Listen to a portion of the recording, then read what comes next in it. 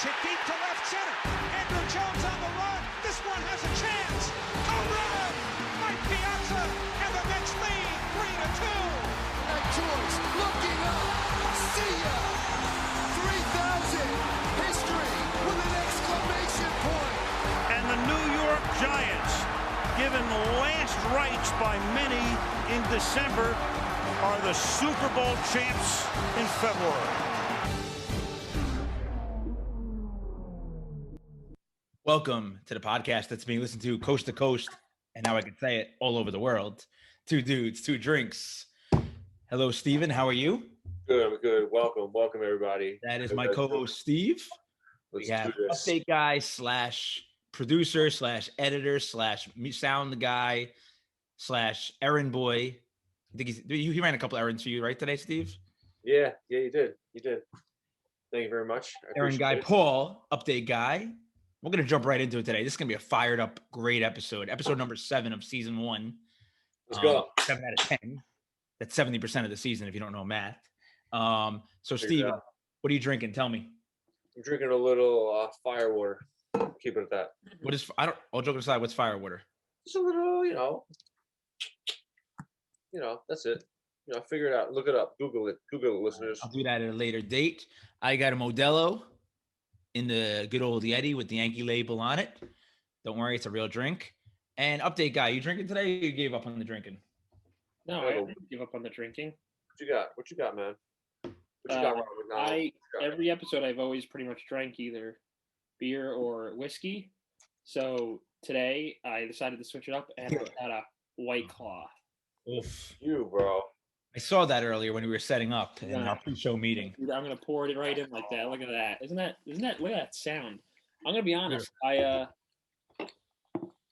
really not a fan of this. Hey, whatever. I put a little White Claw with my vodka. Take a little vodka, put a little White Claw in it. Nice. I'll make this story quick, Mark. Like during the football season, someone I was friends with was like, "Yeah, try some White Claws." I'm like, I don't drink vodka anymore. I don't like carbonated like water. I don't like carbonated drinks like that unless it's just normal soda. He's like, try some White Claw. So before the Giants game in the fall, I picked up a 6-pack. And my wife's like, what are you doing with those? I was like, I'm trying these White Claws. She's like, you don't like vodka? I was like, you don't like carbonated stuff. I said, I'm going to try it anyways. So I take a sip. She goes, how do you like it? I said, terrible. 3 hours later, she comes down. I got killed the whole 6-pack. Yeah. And I still don't like them, but they are. I don't really. They at least go down easy, and they get you. They get you hammered. Yeah, no doubt. It's like 5%, 6%. Let's look. It's 5.8, right? 5.8, 5.4. Just says 5%. All right. Yeah, they got the job done. 4 or 5 of those in the sun on the beach. Yeah. Right. So yeah, it's the job done. I'm glad you're enjoying that, Paul. Who was that? JD that gave you that recommendation? No, somebody else. All right, so a couple things. First of all, theme of this episode, vindication. That's been a thing me and Paul and a buddy of ours talk on our group chat, vindication. Last episode, I calmed a lot of Yankee fans down, and we'll talk about in the update, but I've been vindicated about a lot. Steve, you are on the opposite of vindication right now, and we'll see. We'll go revisit some of the things you said last episode that have completely backfired on you, but it's okay. I'm still in a good place, though. As a New York sports fan right now, I'm still in a good place. So no, I'm not. It's not about being in a good place. It's just some things you said, some proclamations you made that we'll I did, yeah. But I mean, it's kind of like your vitriol is kind of dampened a little bit because I'm also in the midst of. We'll talk about it later, but I'm good with the Mets right now. I'm happy. No, I'm happy for you too. Yeah, I was a little off of the Yankees, but I still stand by what I say that the Yankees are not going to win the World Series this year. But hold on, Paul. Hold on. We'll get that into the update. Let's hold on. I got 2 doors for you to start the show today. Door number 1, we can start the show as usual, wax poetically a little bit, or we can go door number 2, and you'll see a side of me you love, edgy. Nasty. I love edgy, nasty Marino, bro. Yeah. So I think you want door number 2. Yeah, door number 2, nasty Marino. All right, door number 2. I got to call out a group of people. They're known as the BP crew of Western New York. If they have, service up there, maybe they can hear us. Well, the gas station, like British Petroleum, like what? What are they? No, BP is in like a batting practice crew, I think. I don't know. I think practice so. crew. There's a bunch of them. There's like a BP crew of Yankee fans in like Philly. I saw them on Twitter and Facebook. I guess they do Facebook things like that too. I discovered them years ago. They follow me on Twitter. I followed them Years ago. not years ago, a few years ago. 2 years ago, I noticed. I think it had to be 2 because it wasn't last year. Obviously, there's no fans. They had like a big crew that went to one of the big playoff games. Like it looks like a good crew of people. We're talking shit. But they sound like a good crew of people. I didn't know you had you knew about them for 2 years. Yeah, I've known about them on Twitter. They follow me. So you got some history. This is something that I was not aware of. Yeah, no, nothing. No history. Just that I saw who they were. Great. You got some history. You got some history.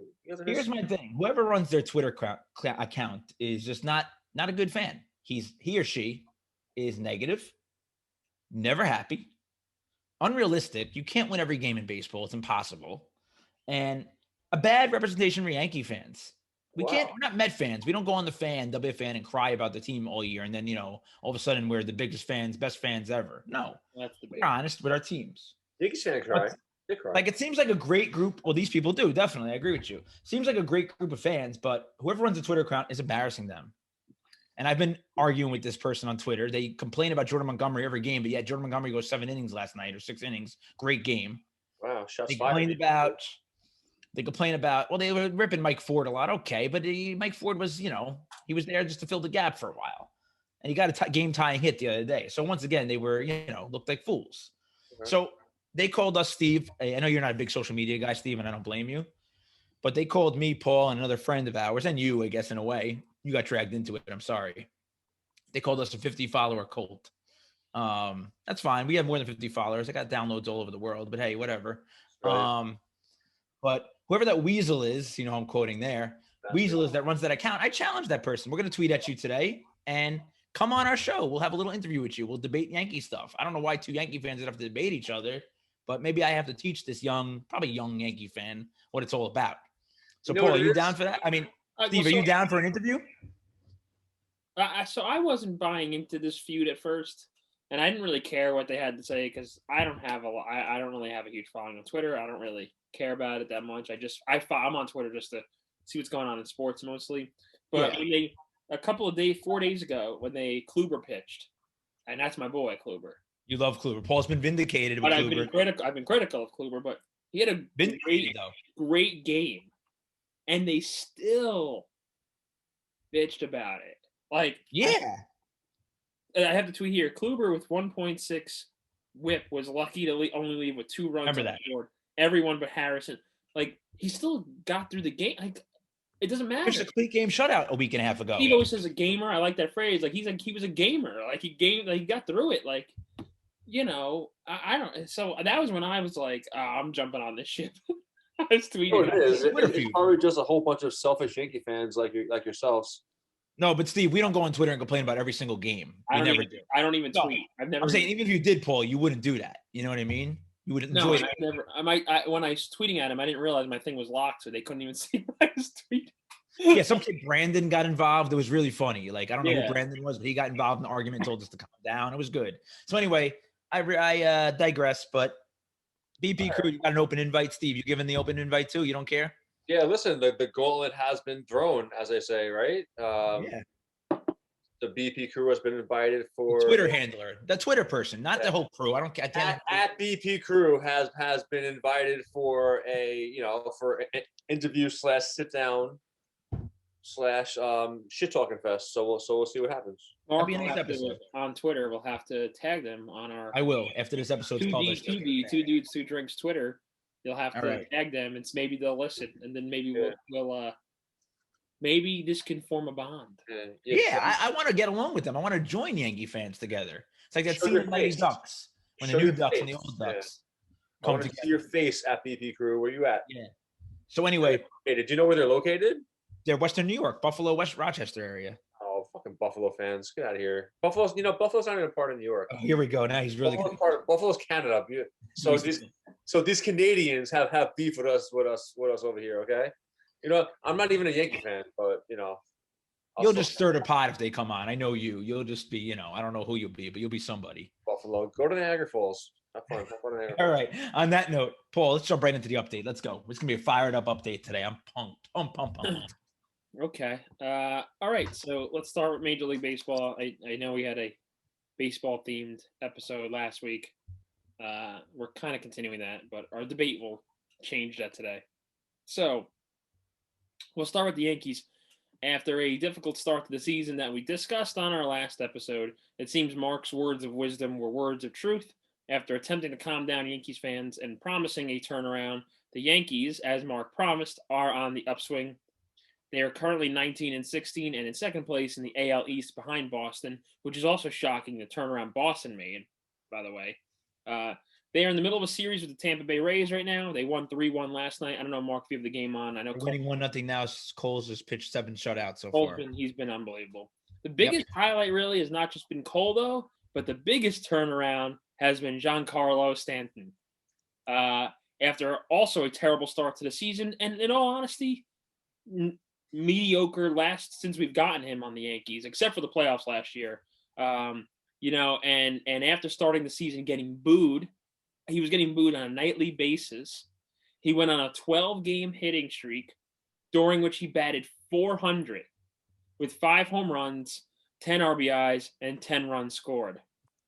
And these were also very timely hits and big moments, which I think is important to note. Off the other day. One of the major criticisms of him since being a Yankee has been his inability to be clutch. He went on a 12-game hitting streak. He then went 0 for 10 until he faced the Nationals, where he had that walk-off hit with the bases loaded. I think it was bases loaded. He had a little slump. So he had a little slump for a couple of days, but he's still getting hits again. So that's been the biggest thing to discuss with the Yankees. And I'd like to point out that one of my best friends and I always argue with Mark about Stanton, because we were very pro Stanton when we got him, I think at the time, because we were just desperate. And Mark has been mocking us for the last 2 years, and we have been vindicated. As the song says. The Kluber was vindication for me, but this was the real vindication, Mark. Kluber, I know you're like, oh, you were vindicated with Kluber. I like Kluber, but we needed Stanton to be good. Kluber, if he has a bad year, what? He signed a 1-year contract. If Stanton continues to be bad, Yankees are screwed. Yankees are screwed. Yeah. So this has been true vindication. Now, still early in the season, but he already carried the team out of their. I mean, he is the reason why they are essentially 19-16 right now and over 500. So yeah. So that's the Yankees. Anything to add, Mark? Big hit for me. The walk-off was great the other day. The big hit for me was that, and Steve was excited too. I remember he texted me the second it happened when they were down 1-0 to the Astros in that first game last week, and he hit that 2-run homer. Boom. Place went nuts. Yankees went nuts, and they wound up winning 2 and 3 because of him, because of that game. I'm happy with Stanton. What did I say last episode, people? Oh, what did Mark say? What did Marino say? Oh, he said someone's going to have to carry this team for the month. And who stepped up? I said it could be a random guy like Mike Ford. It wasn't. Or it could be, one of the big guys, Judge or Stanton. Stanton's done it so far. After Steve lambasted him, he stepped up. So, yeah, I'm excited with the Yankees. They've had some exciting wins, 8 out of the last 10. Hopefully it'll be 9 out of 11 tonight if they can hold on. G Stanton's been that person for them so far that's carried the team, even though he went a little, everyone's going to have that little slump. It's baseball. Have you watched Chapman this year? Last time I brought up how great he had been so far. Chapman is unhittable right now. Still unbelievable. Yeah, he's going gas. He's going like 102, 101. One thing that was a problem in the beginning, couple weeks there, was the fielding. It's improving a lot, including, and I got on him last episode, Gleyber Torres. Steve said he needs to grow a beard. Well, I don't think he needs to grow a beard. He's doing much better. And he's been fielding much better at short. So Gleyber's been good. There's been improvements. What did I say last time? You guys, Steve just wanted to bury the Yankees because he's a hater. Paul, you're the typical. Well, I think you've seen the light. I told one of my buddies too. I think Paul has seen the light that, it's a long season. I think he understands that now after watching baseball for almost 20 years of his life. But Paul was Chicken Little. The sky was falling. Our buddy that we text with was Chicken Little. The sky was falling. What are the stupid fairy tales, whatever they're called? Listen, I'm not sold on the Yankees yet. All right, so Steve, that's what I want to get into because we had an interesting text exchange the other night, the three of us, in a pre-production text meeting. Why are you not sold on the Yankees? That's my question. And I got mad at him. Yeah, Paul got vicious with you, by the way. It sounded vicious through texting, at least. Yeah. So Steve, tell us, what do you not see about the Yankees that you don't like? But yes, are they on a hot streak? Yeah, I think they've won like the last 8 out of 10, right? Something like that. 8 out of 10, hopefully 9-11 tonight. Yeah. So I mean, yeah, like Are they a good team? Yeah, they're a good team for sure. I'm not saying that they're a shit team. I'm not denying that. I'm still not sold on Stanton and Judge. I think they're made out of glass. I think like I get nervous every time Judge swings a bat. Like I get nervous every time he like makes a run in the outfield. I do. I mean, I like Judge. I really do. Like as a Mets fan, like I like Judge. I want to see him do well. I'm just scared that he's going to hurt himself. Stanton, I'm still not sold on. You know what I mean? Like can he be clutch in the postseason? I don't know. Red Sox still have a better record than the Yankees. Let's not forget about that. So May 12th. Yeah, but Mid-May. yeah, but again, it's still part of the season. That the Red Sox are going to keep on accumulating wins, and pretty soon it's going to be 3 games back, 4 games back, 5 games back, 6 games back. That's a big thing to overcome in late August. But anyway, I'm just speculating. I'm speculating right now. I'm speculating. And regardless, like I'm not looking at it as the Yankees not making the playoffs. I'm looking at it as the Yankees not winning the World Series, which is what every Yankee fan cares about. That's it. Yankee fans care. A good counter to that is I think of the Nationals 2 years ago. Yes. Did anybody think that team was going to win a World Series? No, and they did, and they beat a lot of good teams in the stretch of the playoffs. So I'm not saying Yankees can't do it. They have the potential to do it. I just don't see them, getting over that hump. Like I don't feel the gel with them yet. Maybe you guys do. Maybe you guys know something that I don't know. But like I don't feel the gel with them yet. I feel like individual players trying to like hit home runs for themselves. So I don't think they're firing on all cylinders, which is good though, and that's a good thing. Because they're still winning. Stanton carried the team. Glaber was starting to hit. Judge is not hitting, but that's the thing. Be careful with that, Paul. He's not hitting. Yeah, he's not. He's not hitting. He's not hitting. But he's not hitting 200. He's hitting even the bottom of the lineup is not the batting average is below 200 for the bottom of the lineup. But that's the point. Like if they all start hitting, then if they're doing this well now with 2 or 3 guys carrying the team, no one knows what they'll look like in the playoffs if they're all firing. If they're all hitting. So I think it's just.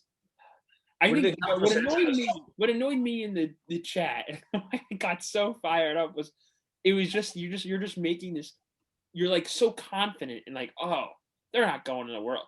Like 2 weeks ago, you were saying that no one was beating the Dodgers. The Dodgers just fell at 3rd place. Yeah, they had a good win last night, but I was laughing. I'm like, they finally won. But they were like 4-11. I saw. So it's just the tide turns so quickly. Yeah. In baseball. So, Paul, I want to pause this conversation. I want you to go to the Mets. Okay. Yeah. Then I have a question for Steve at the end, and we're going to go through to some things, but for the baseball stuff, and then we're going to move on. So, real quick, let's talk Mets. Okay, so the Mets beat the Orioles earlier this afternoon, 7-1. It was the return of the Dark Knight, Matt Harvey, to Citi Field, where he received received multiple standing ovations that, according to Harvey, almost brought tears to his eyes. Harvey then went on to get bombarded by the Mets. Gave 7 runs, right? I gave up 7 runs in 4.5 innings. The Mets are still in first place in the NL East with an 18-13 record after also facing some struggles for a few weeks. That included some rising tensions in the Mets clubhouse last week. These tensions came to a peak when in the middle of the 7th inning last Friday night at Citi Field, allegedly, Lindor and Jeff McNeil disappeared into the tunnel, connecting the Mets dugout to their clubhouse. Moments later, and I watched this, I saw this the next day. I didn't see it live. Moments later, a group of players and coaches all started running to the corridor to see what was happening. They rushed down the steps to meet them. According to MLB.com, this is what I read on MLB, whatever occurred in those few seconds remains unclear, clouded further by a series of bizarre post-game interviews in which Lindor and McNeil explained that a rodent was responsible for the commotion. Lindor insisted that there was an animal in the tunnel, which he thought was a rat. McNeil thought it was a raccoon. McNeil clarified that he actually thought the animal was a possum, which made him angry. This whole story is just insane. It's just...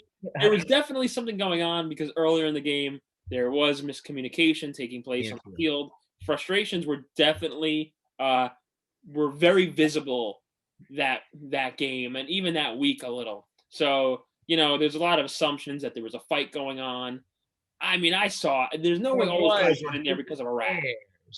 There was a fight, and that's what teams do. They're men.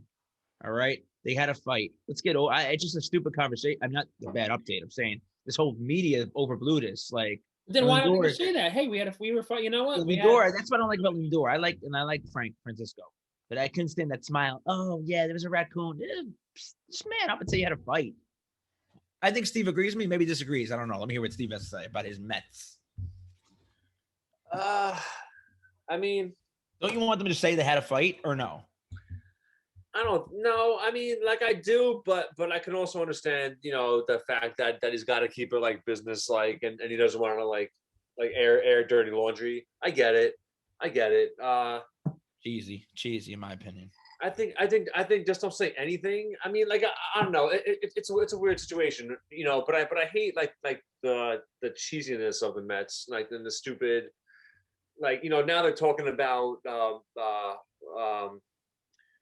making a T-shirt of like somebody holding like a raccoon on a leash or something like that. Like I hate the cheesiness of the Mets. Like it just irks me. You know what I mean? Like just play the fucking game.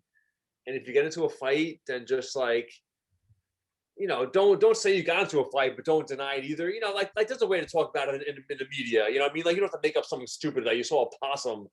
Like, what is that? What is that nonsense? Like, everything about the Mets, I love the Mets, but they're cheesy. Like the whole fake batting coach thing really got on my nerves. I just play the game, Like you're winning right now, You won the last 8 out of 10. Like, come on, just shut up and play. What do you feel about the DeGrom injury? Are you nervous or no? No. I'm not nervous. I know you mentioned the update, Paul, but we know what's going on, Yeah, I'm not nervous, but I do agree that they need to, take it easy with him. If he's got to miss a couple of starts, then I'm fine with that. Whatever it takes to keep him healthy for the playoffs, because the Mets are going to make the playoffs. Let's keep it real. Did you also hear what Noah? Hey, hold on, time out, Paul. Time out. I don't want to cut you off. That's fine. Steve made one of his. Let's just hold that up to his. I mean, I think they could make the playoffs. Definitely, I'm very high on the Mets right now. But typically, when Steve says something, you know what's going to happen, right? Yeah, he's been wrong every time on this. You're going to be in the race regardless, and they need the ground. He's historically been wrong about everything. Can I just say something about the Mets positive besides the ground, Paul, and then you can jump into what you guys say? Well, this is negative. Then we'll end with the positive. Okay. All right. Okay. Do you? Let's talk about DeGrom. Yeah, we'll stick with DeGrom. Why get DeGrom hurt for a month when it's early May? Like, it's called load. That's what the Yankees did with Judge, and you made fun of him. You called him Glass Judge. They did that to keep him rested. No, Judge is not DeGrom. Judge gets hurt. DeGrom does not get hurt. Hasn't DeGrom had injuries in his career though? Yeah, but I mean, not as much of a history as Judge does. He loves to pick on the Yankees. It's hilarious. He blinds him with what's really going on. No, that's not Judge true. is being used right by the Yankees. Anyway, what are you going to say? How do you figure? You don't need to play 162 games. 140, 150 games is better. If anything, the Yankees have made Judge a worse of a player because now he's afraid to like run into walls and stuff. He doesn't play the way that he wants to play. Who needs that? He's like tiptoeing now, and it's into the corner. Who needs that? I don't need him going into the wall. Be a boy. Jeter did it. Jeter would jump over freaking come on, jump into the stands. You can't compare everything to that. Paul, were you going to say something or no? You want me to get Did you see what Noah Syndergaard said? Isn't he in PQ? He said that there's all these unwritten rules are BS and baseball's getting soft. And I just wanted my comment on that was just, and I will say that I know me and Mark will bash the Mets and Steve bashes the Yankees. It actually is kind of fun when the Mets are good, the Yankees are good. It's good for the city. It's good for New York. Yeah. It is a little more exciting. But yeah. Syndergaard, I thought, had some balls to say that because the guy's been hurt like 1,000 times. Yeah, and he's he's almost been traded before. I just was he's trying. I think he's trying to brand himself as like Trevor Bauer, but he's gotten into spats with Bauer where he was annoyed because Bauer was shit talking him. I think earlier in the year. I don't know the specifics off the top of my head, But I just was like, I don't know. I just literally probably 20 minutes before we came on here, I had saw that Noah Syndergaard was saying baseball's getting soft and all these things. I don't know. I just hate it when guys who are injury prone make comments like that. I don't know. It's just an annoying thing. What was he referring to? Like what aspect of baseball was getting soft exactly? He kept saying it's something about the unwritten rules of baseball. Like what? Like throwing at batters, stuff like that. Like what? Here, hold on. We'll look it up really quickly. He said the unwritten rules. What you do? Oh, you have it right now. What are they? Yeah, I got it right here. All right, quickly. Oh, like he was talking the shift. I think they're pretty stupid. I think it's very old school. I think there needs to be a new school approach. Oh, about not taunting players, bat flipping. You know, he was trying to say that stuff. No, he was trying to say there's nothing wrong. I think he's trying to defend that, saying like the unwritten rules you can't do that are wrong. But I don't know. He's just kind of a baby to me. Yeah.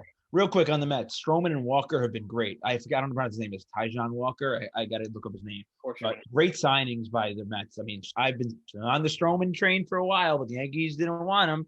I'm happy with the Yankees pitching right now. Stroman would have been great in the fifth spot, in the third or fourth spot right now. Okay. Walker, excellent. Great signings. I'm jealous of that Walker signing. I wanted the Yankees to get him, but we got Taillon. It looks like he's going to be good too. So here's my question. Do we see a Yankees-Mets World Series? Who stops on paper? I know anybody could beat anybody any day, right? Nobody knew the Nationals going to win 2 years ago, right, Paul? And they beat everybody. The Dodgers, the Astros, right? On paper, in the AL, who could beat the Yankees? On paper, in the NL, who could beat the Yankees? The Mets. Well, to stop this possible Subway Series in the World Series. The test for the Yankees is going to be June 4th when they face Boston. Okay, that's an early test, but it could mean nothing later on. If they get killed by Boston, I have concern that Boston is that team. Okay. I agree with Paul. Are you Paul? I'm going to ask Paul the Yankee questions, then John, Steve, I'll go to you for the Mets. Are you scared of the White Sox, Paul? No. Are you scared of the A's? These are all potential winners here. That's why I'm saying it. Not yet. Are you scared of the Astros still? The A's, can I say about the A's? I have to see more. Yeah. Because the A's have fooled us before where they go on these, they're really good in the regular. Remember last year, they're really good. They go on a tear and then they suck in the playoffs. Yeah. If they don't have a star. What about the Astros? Do they still scare you? If we get them in the ALCS or Division Series. So right now, after that last series, they don't from last week. But my PTSD says yes. Yeah. What about the Indians? They're in second place in the Central right now. No, we beat the Indians all the time. What about the Mariners? Their young upcoming team. Do they scare you? No. What about the Rays if they make the wild card and face the Yankees or whatever, vice versa? Rays would. So realistically, fourth place right now. Historically, the Red Sox scare me, but they don't. I don't think they really do. The Rays currently, I think, are the team that even though they're playing them right now and they're beating them, the Rays can be really tricky in the playoffs. By the way, Cole 8 innings shutout ball tonight. I don't know how the stats yet. If the Yankees face the Red Sox, it's going to be a toe-to-toe heavyweight ALCS. Just both playing each other. That'd be a great series. Whereas if they face the Rays, the Yankees are going to start going, "Oh, we got to do an opener. Oh, we got to get tricky because we're playing. Like you think you're playing like a." Hopefully, they learn their lesson. Whereas if they face the Red Sox, I think it's just going to be our pitcher versus your pitcher. It's just going to be a good. Yeah. The Rays annoy the Yankees always have to overthink when they play the Rays. Okay. And then they get very chirpy with the Rays. Next, Steve, going to the National League. Yeah. Do the Phillies or Braves scare you, Steve? As a Met fan. Yeah, I mean, not right now. You know what I mean? Because they're not really at their potential right now. But I mean, the Braves are a good team. You know what I mean? So Acuna Matata there, he's very good. I'm definitely more worried about the Braves than I am with the Phillies right now. Even though I think the Phillies are ahead of the Braves. They are. They're in second right now. I don't know if they were winning tonight. I don't know what happened. What about the Cardinals? They scare you? No. I mean, they're boring too. Yeah, boring. What about in the West? Your 19 and 17 Dodgers that you said were never going to lose again. The Padres or the Giants? Do they scare you? The Dodgers are still, I think, when they're firing on all cylinders, the best team in baseball. There he goes. I do. I mean, like, what affiliation do Tough I to have with repeat. Dodgers? It's tough to repeat. No one's repeated in baseball since 98, 99, 2000. I have no affiliation with the Dodgers. That's just my gut feeling, you know. All right. I'd agree with the Dodgers firing on all cylinders. I don't think anybody could beat them. All right. And I'm just going to wrap this conversation up with this. Here's my prediction. Based on what I'm seeing right now on paper, I'm not counting injury predictions. You can't make those predictions. We're going to see Yankees Mets World Series. And if I'm wrong, you guys can hold me up to it forever. All my fans out there. From your mouth to God's ears, man. Is that what they say? Steve, I can't talk to you that week at work, by the way. We won't be in this. I don't think Major League Baseball wants that. Why not? You know, I don't care about Rob Manfred. The 2000 Subway Series was very rating. It was rating. It was low rate. Who cares? Why is that? Why do you think? Because it's only drawing from New York. Only one city that, it's not like you're getting Yankees, Dodgers. Yeah, but everyone sweats New York. Hear that, listeners? Everyone sweats New York. Like whatever. You're still drawing in from one region of the country. Yeah, one region. There's Yankee fans in Connecticut. There's Yankee fans all over. But like, you're not getting that many Yankee fans in like Arizona. I would love to have a Subway Series. That'd be amazing. That's my prediction, Steve. So I don't know if I could handle that stress.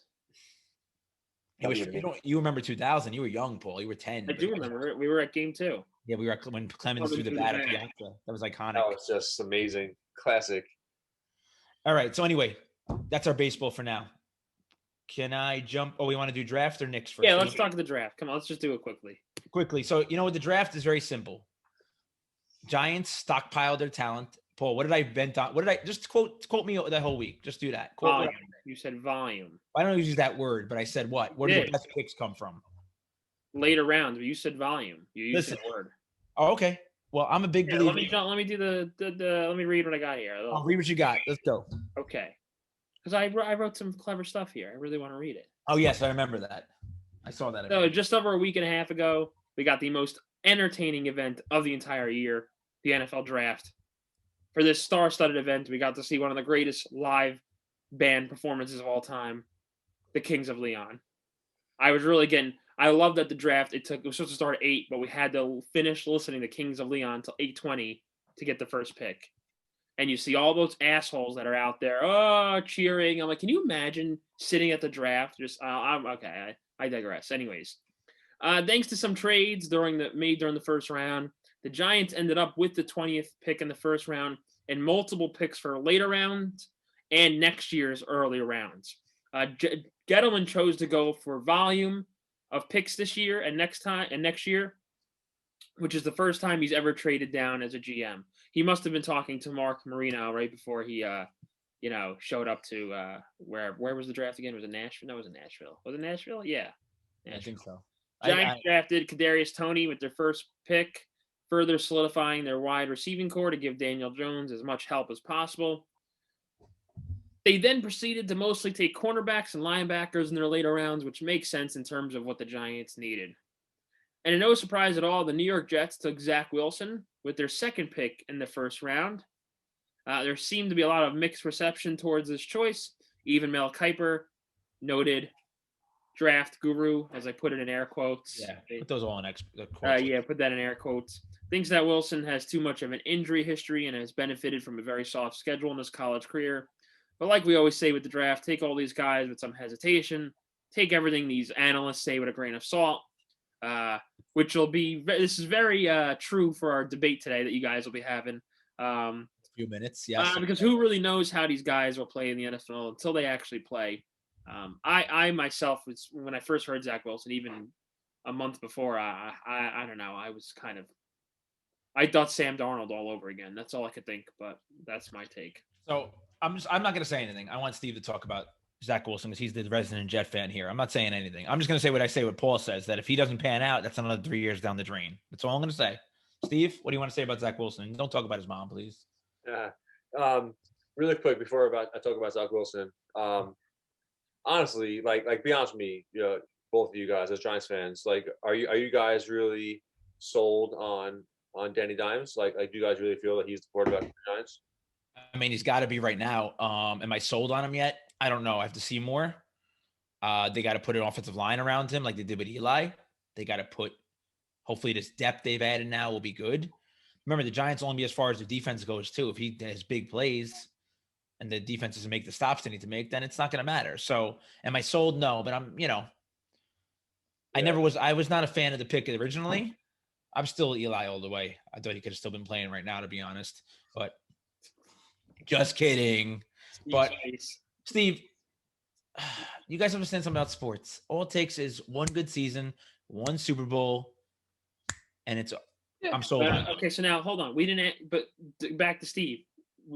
Stop deflecting. What are you? You got the Jets. I'm not talking Giants right now. Yeah. So about Zack Wilson, I mean, like I don't really agree with injuries. Like he's had a couple of injuries. Like he had like a high ankle sprain that kept him out for a year. Didn't keep him out for a year, but he was performing at like 60%. They were thinking about redshirting him, but they didn't. And I think he had like a shoulder injury. But anyway, like nothing really that sends off alarms in my face. He's a solid kid. Went to BYU. So that he doesn't release before games. Like he's very very very straight shooter. All reports say that he's just a student of the game. Like watches film on film on film on film on film. Likes to what? Am I saying something that's not true? He said that this is like, I feel like I'm living in the Twilight Zone. Like they said the same thing about Sam Darnold. Same exact thing. Yeah. He's a good kid. I mean, say what you want to say about Sam Darnold. I mean, me personally, I wasn't sold on Sam Darnold, and for what it's worth, like Sam Darnold's potential was not shown on the Jets. Like he just went through too many coaching changes and too many personnel changes and too many this and that and the other thing. So, with all due respect for Sam Darnold, he did not get his fair shot with the New York Jets. So my question is, we're not talking about Sam Darnold. Are you sold on Zack Wilson? I do. I mean that's a loaded question. I don't know. I mean, do I like him? Do I think that he could be a nice player? I mean, are the Jets trying to build around him? Yes, he is. I mean, yes, they are. He's not big and beefy like I like my quarterbacks. He's only like 6'2", maybe like 220. He loves them beefy. I like my quarterbacks like 6'5". You know what I'm saying? Like I like that. And the Big Ben types. I do. Allen types. Yeah. All right. So here's the thing. He's kind of like Ryan Mahomes-ish, I would say. Like Patrick Mahomes. I'm sorry, Patrick Mahomes. So like I kind of like that where he's kind of like on his feet, on his like he's good on his feet and he can throw the ball on the run. So I like that. I think he's got a really good head on his shoulders. I really do. I think if the Jets put some stuff around him, some good receivers and everything, like I really think that is going to be good. They got the new coach, they got Salah. So yeah. You don't sound sold. You don't sound sold. As a fan, you don't sound sold at all. I'm going to go at you right now. You sound like I'm a Jets fan, bro. Like I can't be sold on anything. Well, guess what? I remember in 2004, I was sold on Eli from the beginning, and I was vindicated within a few years. Yeah, well, Eli wasn't sold on the fucking Giants, all right? I mean, please don't talk to me about Eli. I'm just telling you, you're not sounding sold. So anyway, that's all. I just want to drop the conversation right there. Please don't talk to me about Eli. That's great. You can talk about all these guys all you want, Paul, and like you say, it doesn't matter. To me, as much as I loved Eli, the Giants won the Super Bowls because they had good late-round picks, Ahmad Bradshaw, Brandon Jacobs, Zach Thiasi, our favorite, right? Good depth picks help you in these drafts. Giants haven't had that in recent years. Hopefully that'll start to happen now with this recent draft and all the, what do I call it, the equity they built with all the drafts. So let's see what happens. You know what I realized? All right. Oh, hold on, really quickly. Eli, that word or that name is Steve's trigger word. Trigger Steve? Yeah. Yeah, he hates Eli. I heard that. I'm pretty sure I heard this. I think the first game on the Jets schedule is guess who? Against Darnold. Yeah, Darnold. Yep. All right, Paul. Are we doing Knicks next, or are we going into that last little topic that might lead better into the draft? But can I say one thing before we start? Yeah. Like NFL is king. I mean, like nothing better than talking NFL football, man. Like I love it. Like I love baseball. I love basketball, hockey, football. No, you don't like hockey. Stop. Football's king. No, I mean, It's not king in my mind. I could talk baseball more than football any day. Sorry. Well, because we're in baseball season right now, so you No, feel but even during football season, feeling like the baseball blood running through you right now. Me too. I love baseball. no, You know what I'm saying? football, if we get into October, if we get into October, first of all, most football fans suck. By the way, let me just say that most of them suck. All right, they're just people that want to make fantasy points. Other sports, baseball mainly, and hockey, I guess. The fans are legit for their teams. Nobody roots for teams in football. They root for fantasy. So I don't care. That's not entirely true. But what I will say is I think football fans tend to be more uneducated about the sport. They're like, there's more like they're casual dumb football fans. Yeah, they're dumb. Casual baseball fans. Like if you're watching baseball, you're a baseball fan probably. Yeah. You know the game. Smart. I know people like even like the kids when they talk about football, like they don't know what they're talking about. Whereas like the kids who watch baseball, they kind of know what they're doing. Yeah, they understand the sport. But I'm telling you, in New York, I don't care about Mississippi or something like that. In New York, sorry, Mississippi listeners, in New York, if it's October and the Yankees are playing, football is on the back burner, in my opinion. If the Yankees are in the ALCS, I'm not talking football. Sorry. I think Major League Baseball playoffs are exciting because it's a slow burn, whereas like football is one game and then it's over and your team's out. Whereas when it's a 7-game series, the playoffs, there's more lingering tension. Like I've just gotten tired of football fans who are like, "Oh, it's king, it's this, it's that, whatever. Who cares?" Listen, there's nothing like a 7-game series. You know what I mean? Yeah, exactly. That's what I'm saying. Because you're dwelling on it all. You'll be like at work and you're thinking about it all day. Yes. And then they win, and the next day you're hyped up and you go to work or wherever. You talk to your friends. All right, Cole's on the mound tonight. This person's on the. Like, I love it. Yeah, I mean, yeah. Football, you wake up Sunday morning. You're hyped up all day. Yeah, you have a great. I mean, don't get me wrong. Sunday NFL playoffs is a lot of fun. Like wild card weekend this past was fun. There's a lot of games, but then it's over on Monday, and then it's like, now you're waiting till the following week, and you're talking about it, but you're not tense. Like when the Yankees are in the playoffs, I feel like I'm and you're up late at night. You're up till 12 o'clock, 1 a.m. watching the game. It takes a special person to like baseball, in my opinion. You know what I mean? In my opinion, this too. Like I love football, and listen, I love Sunday. I saw the Giants playing an opening on a Sunday, which is great, not a stupid Monday night game. But it's 1A, 1B with me. I love football and baseball the best. But football fans, I don't care. No, move on. Let's go. I'm just gonna get aggravated. Want to talk about Tebow quickly? Yes. So tell the news, Paul, since you're the update guy. I don't have an update. He just got signed by the Jacksonville Jaguars. I didn't even type it up because we just mentioned it right before. Steve, I know you and Steve have been arguing about this all day in our group chat. This debate about Tebow. Did he take a spot from someone else? Is he just getting that spot because of his name? What they sign? Are they signing? Did they say what position? Is it tight end? Yeah, definitely tight end. I heard. And then I sent the video that someone posted on Twitter of the last route he ever ran for the Jets when they threw the ball at his head and he never turned around. All right. Classic Tebow. Let me hear Steve's take on Tebow since he's in love with Tebow. Let's go. I mean, what do you want to know? Like you guys are acting like they pulled him off the couch to do some tryout. Like why do you like him? I don't care what they pulled him off of. Because they pulled him off of freaking tenement on wheels. What I think that he's a stud athlete. I do.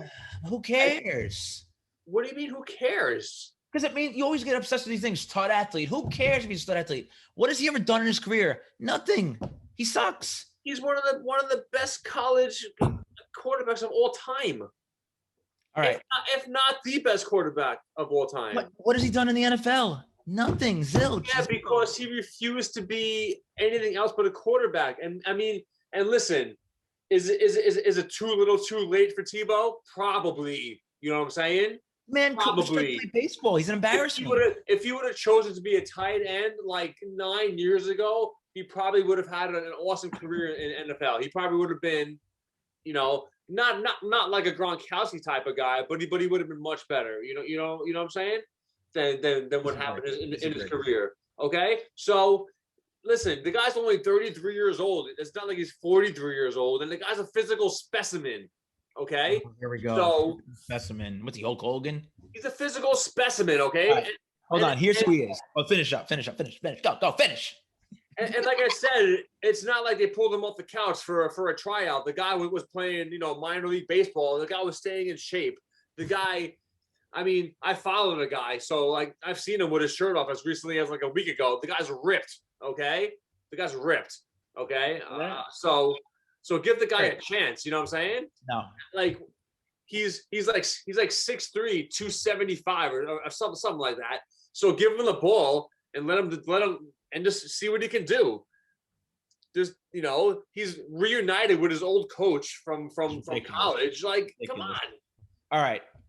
It's a win-win situation. And worst case scenario, they sell some jerseys. Oh, because that's what I care about as a fan, that they sold jerseys. Good. All right, here I'm going to talk. Here's who he is.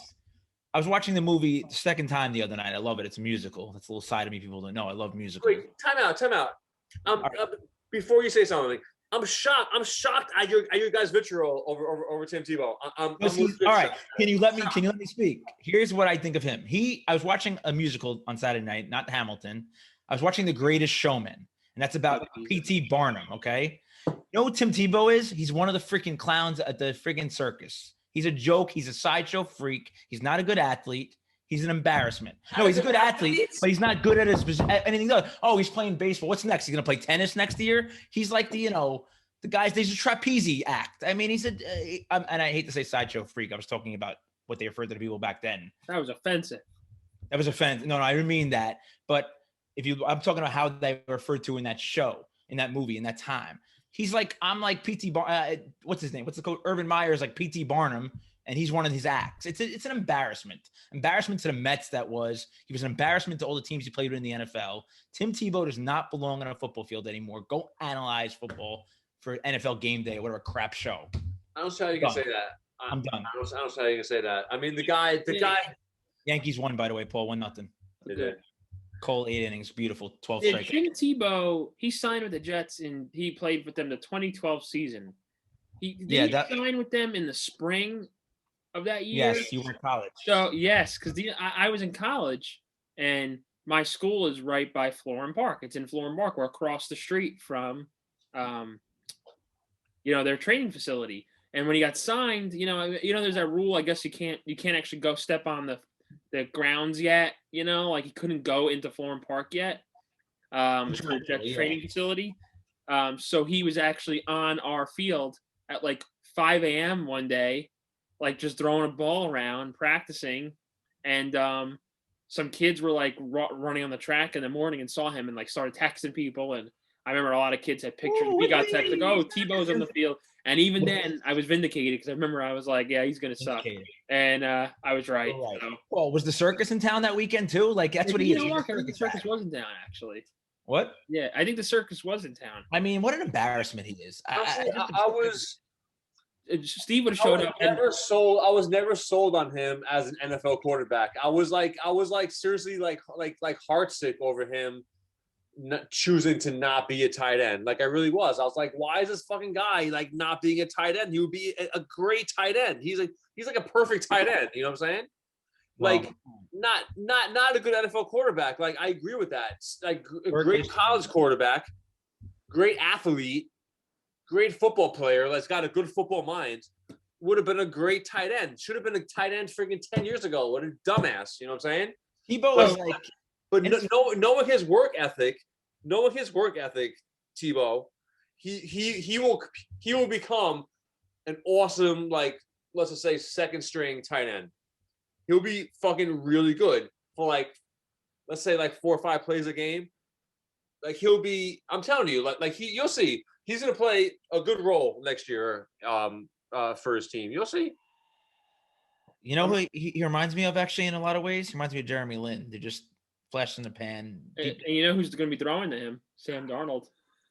I know. No, the Jaguars, Paul. Oh, no, it's the Jaguars. Damn. No, it's the Panthers. Yeah, Sam Darnold to the Panthers. I mean, talk about privilege. Hold on, Paul. Talk about privilege. Your freaking coach from high school and college, I'm going to take you on my team now, little son. You talk about disgusting privilege. Trevor Lawrence is going to be throwing to him. Wow, that's around first-round draft pick's going to be throwing to him. Yeah, wait until the ball fumbles out of his hand. All right. So why don't we go from there? So would you say Tebow is a draft bust?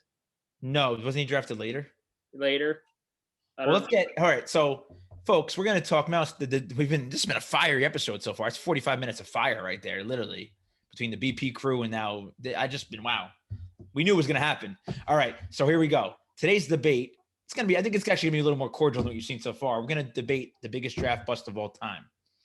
So, Steve, you want to go first? Who was your pick? NFL draft bust, obviously.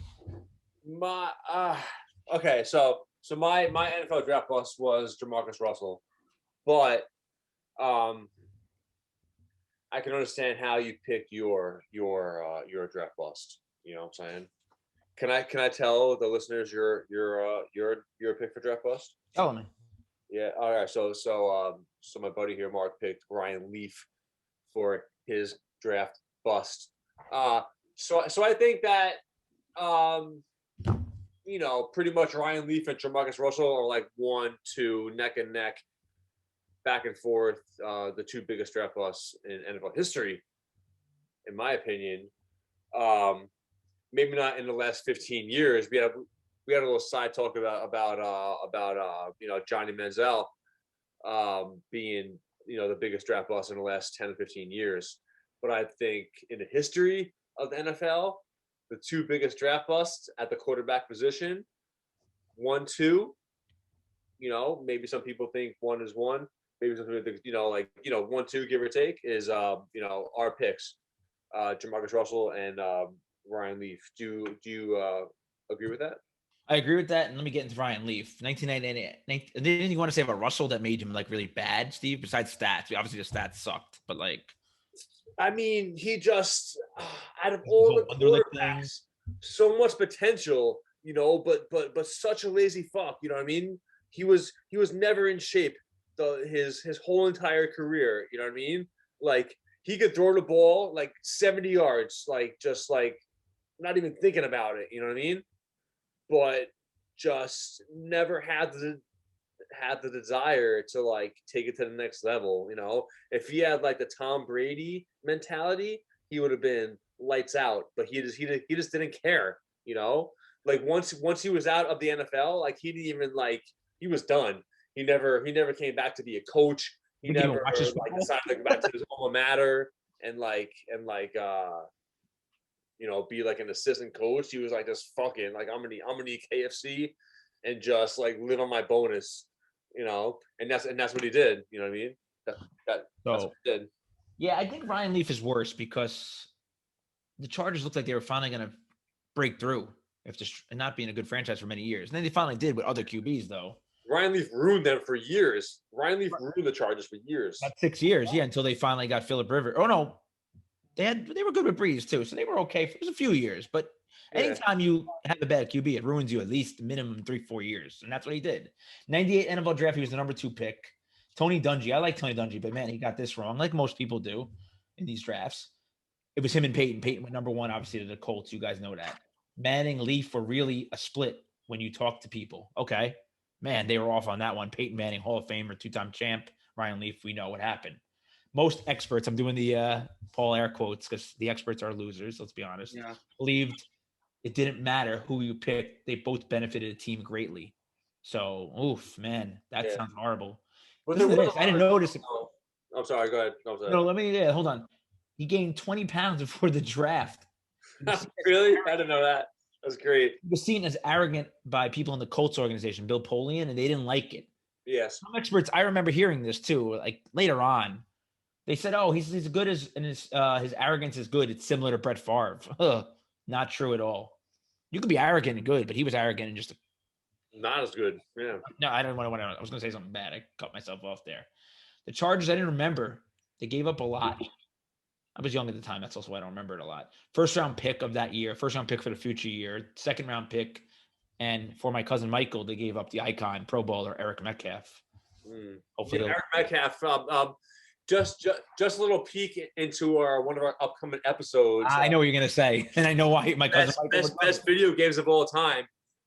Eric Metcalf was an absolute beast in Super Bowl. Yes, beast mode. They couldn't touch him. He was like butter. He just spoiled the future. I think the next episode is going to be video games. So anyway, hold on. Let's not give him too much. That's a great episode, by the way. All right, go on.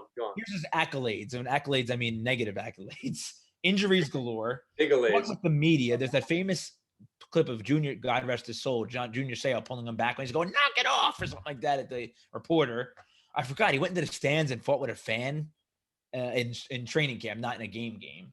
Final career stats, womp womp, Debbie Downer for you, Steve. 14 TDs, 36 INTs, 50.0 QB rating, obviously under 500 career record, only about 25 starts made. He tried to hang on with the Cowboys, the Seahawks, never mounted anything. You haven't mentioned that he's a giant crackhead yet. How come? Is he, or is he just, no, is he? Ryan Leaf got arrested for like prescription drugs. And, I saw the mugshot, but I don't want to get into that. I don't want to pour on his grave. You know, he's had a tough career. He went back. You know, once his NFL career was done, he went back, tried to be an assistant coach at his alma mater, and he got fired because he asked one of the football players if he had any pills, and it got back to the head coach, and they canned him. Yeah. And then like a few years after that, he got busted for like breaking into some dude's house. Yeah, no, I remember all that. Honestly, Steve, I don't want to get into that. I mean, it's cool that you brought it up, but like, I'm just focusing on the field. I don't want to piss on the guy's, career, life. Come on, man. I hope Ryan Leaf finds himself and becomes a good person, but I think he's worse than Russell because of what he did for the Chargers and how that he was compared to Peyton freaking Manning. So that's why I think, Steve. Do you agree or disagree? I mean, that's a big one right there, that he was compared to Peyton Manning, but that's only because Peyton Manning was in the draft. You know what I'm saying? Like, it's just, it was just luck of the draw that he was compared to Peyton Manning. But he was there with him, So yeah, I mean, it was just luck of the draw that he was the same age as Peyton Manning. Like, to me, Jamarcus Russell had bigger expectations. Like they didn't have to pick him. You know what I mean? They could have picked a Colt. Calvin Johnson was available at that time, and he was a stud receiver in NFL for like a decade. You know what I'm saying? Stud receiver, stud. Listen to what Rodney Harrison said about him. Rodney Harrison, he played on the Patriots. In his later career, won Super Bowls with them. But Rodney Harrison said he was supposedly one of his most outspoken critics, even when they played together. He said he took the money and ran. Personally, I can never rest good at night knowing my career ended like that. Normally in this game, listen to this though, Steve. Hold on. Listen to this. Normally in this game, you get back what you put into it. That's life, right? And he pretty much got back what he put into it. You talk about a slam dunk into the face of Ryan Leaf. That's what Rodney Harrison did right there. So, I mean, no one likes this guy. He obviously was not well liked because he screwed up a franchise. Ryan Leaf, Ryan Leaf and Russell too for years, but the Raiders have been screwed up forever, Yeah, but like Ryan Leaf, like seriously fucked up the Chargers for like a long time. Like, listen, I think I agree with you. Fucked up everything, you know what I'm saying? Yeah, sorry, I agree with you though. I think both of them are horrible, Russell, and I'm not arguing with you that Russell's. I think Leaf just because of the aura around him just soured so quickly, Yeah, he had at the time. Jamarcus Russell had the biggest rookie contract. I remember of all time. Yeah, it was like 6 years. 6 years, like I forget, 6 years, like 50 million, 60 million, something like that. Half of it probably guaranteed. I mean, they both made a lot of money. He's not wanted on the Raiders. Jamarcus Russell was not wanted on the Raiders. Like the coach did not want him. Like he came into a bad situation. It was not like a good environment for him. You know what I mean? Yeah. No, I know. I agree. And anyway, but listen, that just shows what we connected in the beginning. Both of these guys show experts can say what they want. You can feel this way. Tony Dungy, Hall of Fame coach. Doesn't matter. When you get on the field, if you have the heart of the Tin Man, then you're finished. Yeah. The thing that confuses me is that I don't think that this would ever happen in these days. Like the executives are too like anal about this stuff. But before, and I'm pretty sure with Leaf too, with Leaf and Russell, like there was like rumors going around and like instances that were already like poking holes into their character and into their work ethic before they were even drafted. but people like ignored that just because of their raw talent. You know what I'm saying? But I think now, like the NFL realizes that like what's going on in your head is like 90% more important than your raw talent. You know what I'm saying? Yeah. Because you could be like just say like take like maybe you guys are probably gonna bust my balls about this, but like take like a Ryan Fitzpatrick for example. Like he's not the best athlete, you know what I'm saying? But he's got like a lot of things going on between his ears. He's serviceable. You know what I'm saying? He does the job. Yeah, I agree with you. Because he's smart, you know what I'm saying? Yeah, I'm not going to dunk on you for that. Don't worry. If Jamarcus Russell had a Ryan Fitzpatrick brain, then he'd be a fucking Hall of Famer. Not even brain, Steve. It's mentality. Brain, then he'd be a Hall of Famer. But unfortunately, he didn't. You know what I'm saying? Well, both of them are in the campfire stories, as we call them. Ghost stories, they are basically. Yeah, you know what? But they still got this though. I mean, at least for Jamarcus Russell, he had like guaranteed like 30 mil. Yeah. Not sure what he'd do with it. Probably bought fucking McDonald's with it. You know what I'm saying? But like, I don't know. So anyway, Paul, what's 2 Minute Drill looking like today? Yeah, it's a shift from what we're doing. But all right, cool. Throw it at us. Well, just to weigh in on that, the whole thing. I think Ryan. I think you're right. I think Jamarcus Russell was everything I've ever like seen about whenever you watch those things about draft busts was, it was the mentality thing, like you guys were saying. He was kind of like lazy, right, and all that. But like, they gave up the farm for Ryan Leaf. Yeah, and he was not a good person. So I think, I think it's hard to. I mean, they're both. It's like you guys said, head to head, they're both pretty. And real quick, but you know who else was a draft bust just based on all they gave up? Ricky Williams. They gave up Mike Ditka gave up so much for that guy, and he was not that good. Oh yeah, Ricky Williams. Yeah, Ricky Williams, good old Ricky. Nice kid. So nice kid, nice guy. Ricky. So all right, Paul, what's 2 Minute Drill looking like? All right, so this is not a debate, it's more like a question, inquiry, just because it does have to do with baseball. So the Oakland A's announced that they're probably not going to be staying in Oakland. I don't know if you guys saw that. It just popped up. They put out a whole press release saying they want to stay, but it seems like the city is not really willing to pay for them to be there, and I don't think I don't think Major League Baseball really wants them to stay there. I know Mark and I have been to that stadium. I've only been to 2 other baseball stadiums, and they're the 2 shittiest stadiums ever. So I appreciate my parents taking us to many places in our childhood, but of course the only 2 stadiums I've been to are the Dump Tropicana and the Dump Coliseum. So anyways, nice place to go to. Yeah, what was that? Fans, not a good stadium. Yeah, the fans. Yes, we're not knocking the fans at all. Sorry to our listeners in Oakland or Tampa Bay. You have listeners I don't know how many Tampa Bay fans there are, unless you're already from New York. So my question is, where? And this is being posed now. Where do you think they should go?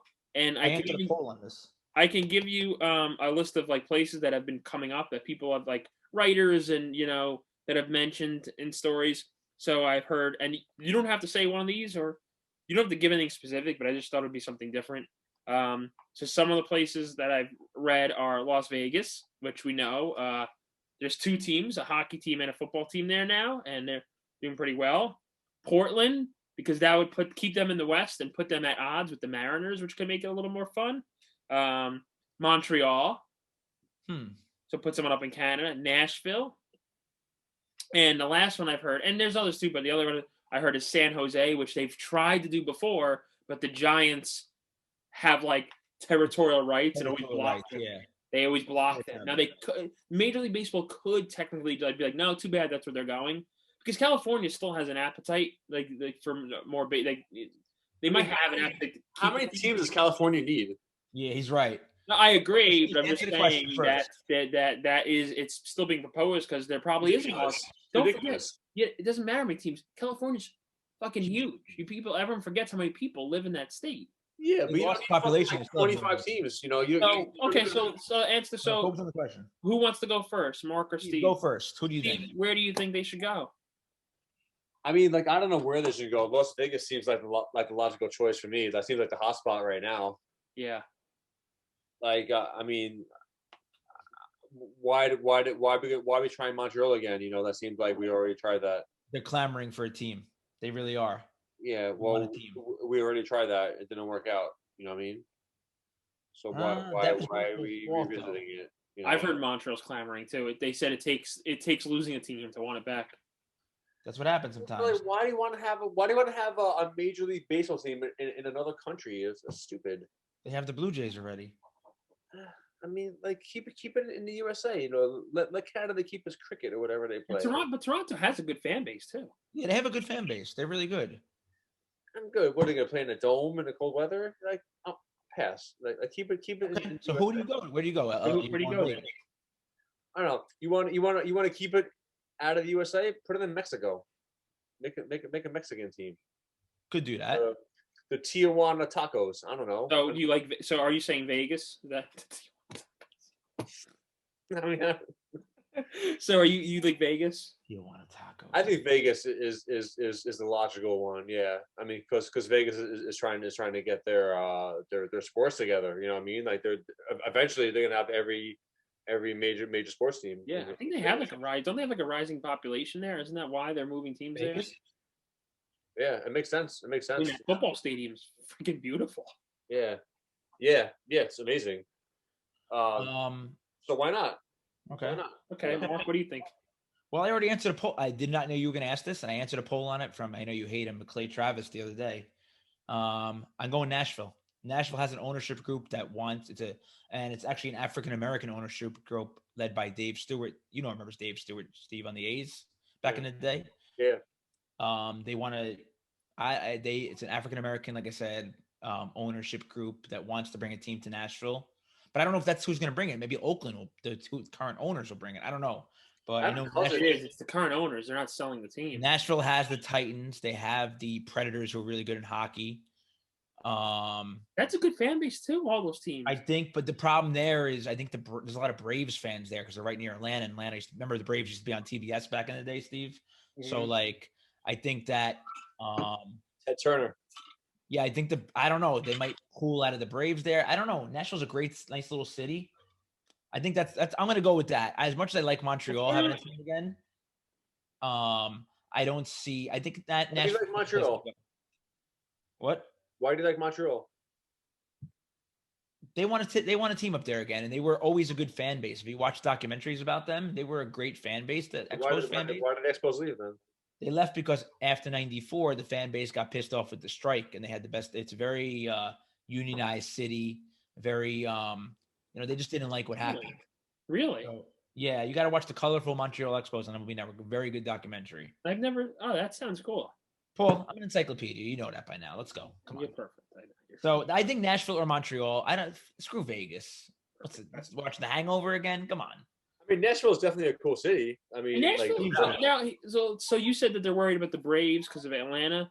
No, I don't know. I'm saying I know there's probably a Braves fans population down there. Because wouldn't that be the same case with like football? I mean, you're pulling from.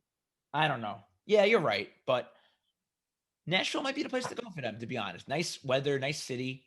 Yeah, great fan. I mean, the Titans have a great fan base. I mean, the Predators have a great fan base, right? Those are good. Yeah, I think their hockey team does pretty well, and the Titans, they're good. Yeah. So I don't know. But anyway, the music. What do you think? They wouldn't be called would they still be called the Athletics? I don't know. They've already they already played in Kansas City back in the day. They were the Kansas City Athletics. Really? Yeah, that was when you listened on the radio. There was no TV back then. So Roger Maris came from, I believe, when the Yankees got him. Look at my knowledge. Wow, that was a fired up episode.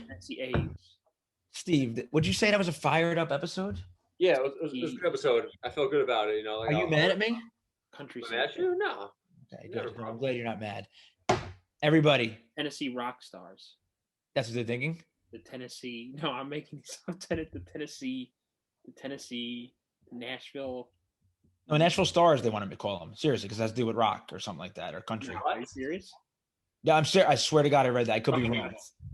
Anyway, hey, what's so this was a good. So wait, before you end, this was a good question I asked them for the 2-minute drill. Very good question. Yeah, I thought it was. I thought it was. I'm curious. I think they should leave. Fuck that place. Wait. What, Mark? What state do I hate? Rock stars. Imagine your favorite baseball team being the Rock Stars. It's terrible. What stadium do I hate, Mark? Tampa. Paul's been there. We went there in 2001. But not even because I just hate it when the Yankees would. How many times has it been like March 31st or April 1st, and it's opening day, and it's like, yeah, I can't. Beautiful weather in New York, spring, 65 degrees. Oh, we're playing in this dump of a dome. Oh. I got mad. Remember, I got mad one year. It was 2 years ago. 2 or 3 years they opened in that. Yeah. They opened there, and I was like, I'm not watching this. You did. It's a gross stadium. It's a gross stadium for sure. Yeah, no, they need to find the place for that. Mark and I saw Luis Sojo get a huge hit, game-winning hit in that. And I wasn't a game-winning hit, but 2000. No, it was game-winning hit. It was game-winning hit. What year was that? Man, that was 2001. Clemens pitched a gem that night. I'll never forget it. Good memories. 20 years ago exactly, Paul. You were barely 2 feet tall then. I was 11 years old, Mark, in 2001. I was 11. Oh, I thought you were 7. Okay, 11. You're right. Yeah. All right. Anyway, on that note, BP crew, we're gonna shout out you. Come on, join us. But anyway, on that note, remember this 2 Dudes 2 Drinks. You can find us on Spotify, Apple Podcast, Google Podcast, Buzzsprout. Thank you, Buzzsprout. We're at 250 downloads. We appreciate you. And always find us on YouTube. Subscribe, recommend, give us feedback, email us 2dudes2drinks@gmail.com or tweet at us or Instagram at us. But anyway, great show. Episode number 7 in the books. Steve, thank you. Update by Paul. Great job. See y'all next time. Have a great week. Enjoy some baseball. Yeah. Peace out. Peace, everybody.